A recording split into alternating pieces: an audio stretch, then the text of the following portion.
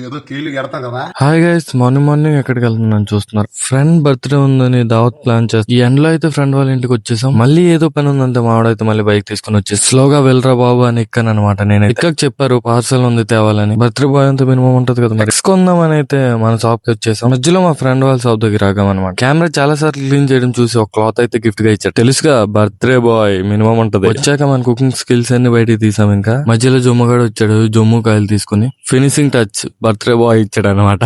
Taste చూడండి guys.